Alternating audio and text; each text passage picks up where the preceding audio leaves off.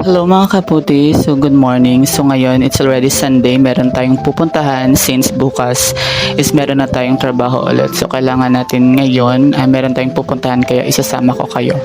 So ngayon, na umaga pa akong gumising at nag-ayos ng aking mga gamit kasi meron tayong pupuntahan. So let's go!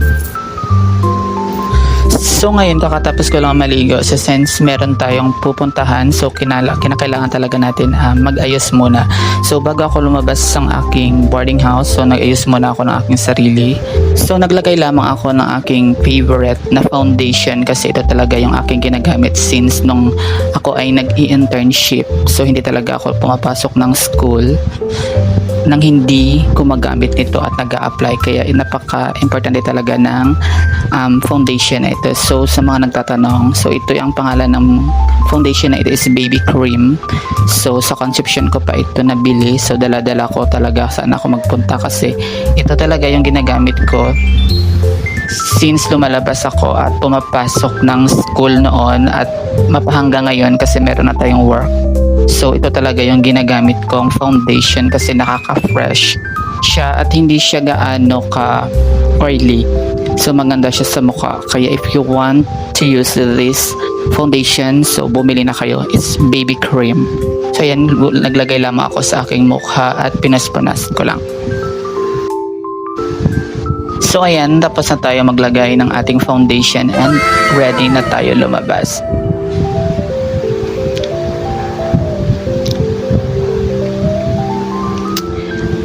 And share ko lang, ito po yung bag na ginagamit ko sa work, transparent. Kasi ito rin yung ginagamit ko nung kumuha ko ng board exam. Kaya ito talaga yung ginagamit ko, kaya napaka-convenient siya dalhin. At isi-share ko lang, ito yung gagamitin nating ATM since mangga-grocery tayo at need natin ng cash. Kaya ito yung gagamitin natin, yung Go Time. At nag-perfume na lamang ako upang lumabas na tayo ngayon. So ayan, ready na tayo. Let's go! At lalabas na tayo ng ating room, kaya excited na talaga ako, ngunit nakalimutan ko pala yung susi sa loob, kaya bumalik na lamang ako.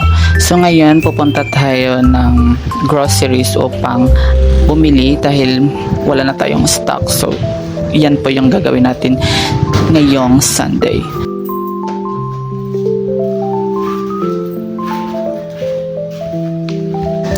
At ito na nga, so sobrang excited na ako at buti na lang hindi umuulan.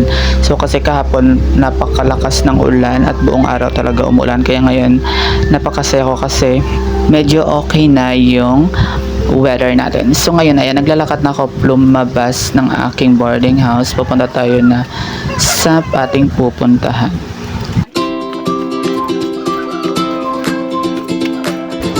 At ayun na nga, lumalakad na tayo. So since malapit lang naman dito sa amin yung mga tindahan, hindi na ako sumakay ng jeep or ng e-bike. Kaya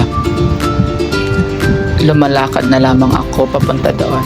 So medyo ilang metro lang naman yung layo dito. Kaya sa tuwing pupasok ako ng work, lumalakad na lamang ako papunta sa terminal ng mga jeep upang doon sumakay. So ayan, so ilang minuto lang naman yung nilalakad ko at medyo hindi naman masyado mainit kasi huminto na yung ulan.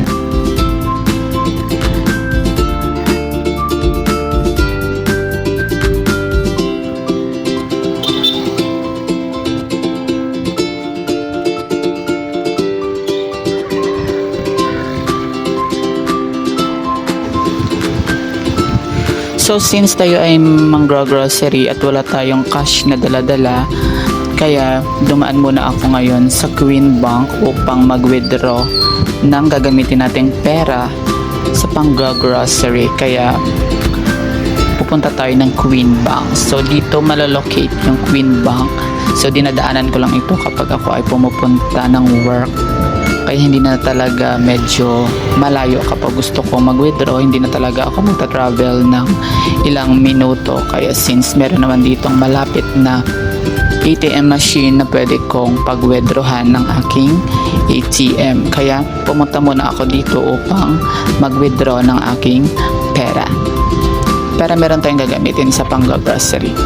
So ayan yung Queen Bank ATM. So since GoTime Bank at ATM yung gamit natin, so pwede itong makapag-withdraw sa Queen Bank machine. Kaya dito ko na lang ni-withdraw yung aking pera upang meron tayong gagamitin sa ating pang-grocery. So unang-unang kinabahan ako kasi hindi pa talaga ako masyadong marunong gumamit nito. Kaya kinakabahan ako. So since first time ko itong gagamitin, so ayan, so trinay ko na para makapag-withdraw na tayo ng ating pera dito sa Queen Bank gamit yung GoTime natin na ATM. So kaya napaka-convenient talaga gamitin yung GoTime kasi available siya sa kahit anong bank ATM machine. So ayan, klinik ko na nga yung machine dito at magwe-withdraw na tayo, guys.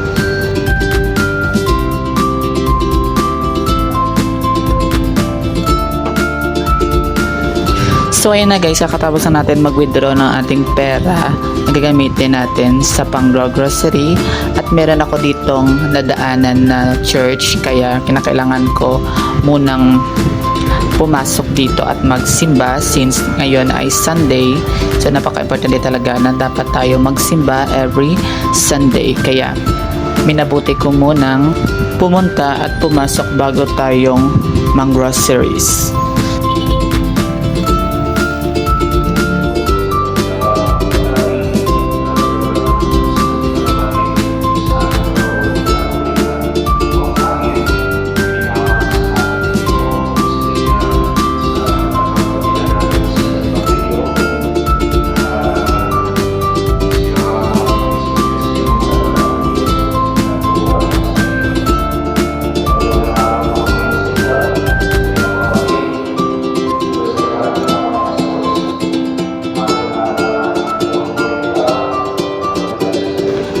Pagkatapos kong magsimba, dali-dali na ako pupunta sa aking pupuntahan at ayan na nga, naabutan na tayo ng ulan kaya dali-dali tayong lumalakad para hindi tayo mabasa ng ulan.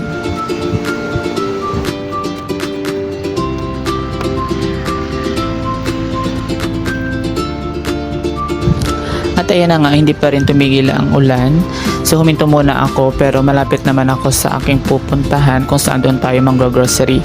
So dito pala ako mang-grocery sa Pure Gold. So since malapit lang naman siya dito sa amin, dito tayo pupunta at bibili ng ating mga kakailanganin.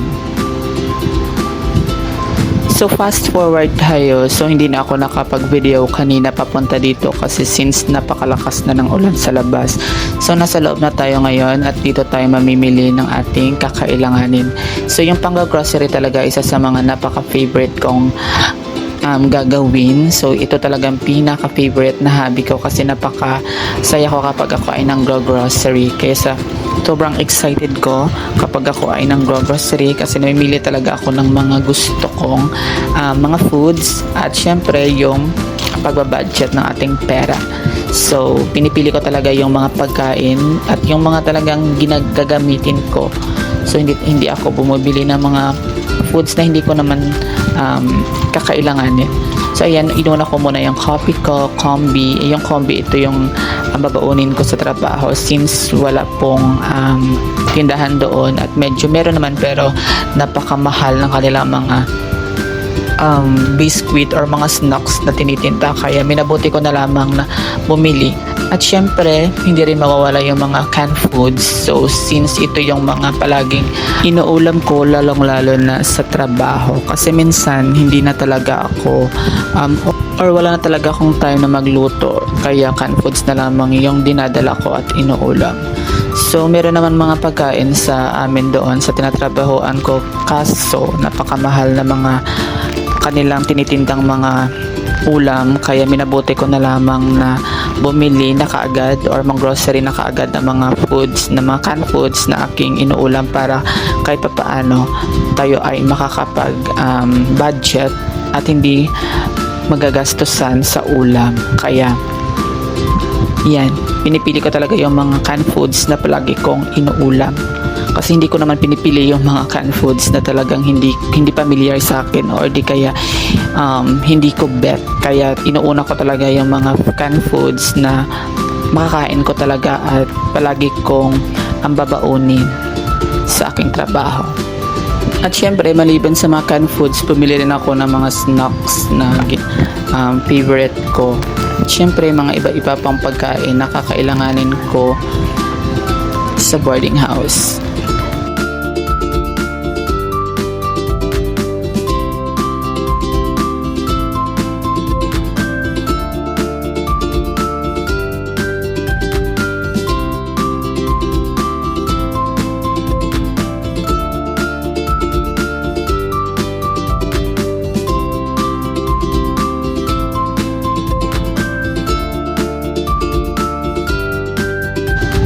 So mga kaputi, after kong mag-groceries ay agad akong umuwi ng boarding house kasi napakalakasan ng ulan. At syempre, makapagpahinga na rin since bukas Monday na naman at meron naman tayong trabaho kaya napaka-stress na naman natin bukas. Kaya umuwi na ako kaagad at ito yung mga binili ko, kakaunti lamang ito, pero ito yung mga sa tingin ko mga kakailanganin ko talaga dito since paubos na talaga yung binili ko last week na mga groceries. Kaya yan lang, yan yung mga ganap ko ngayong Sunday. Share ko lang, bye.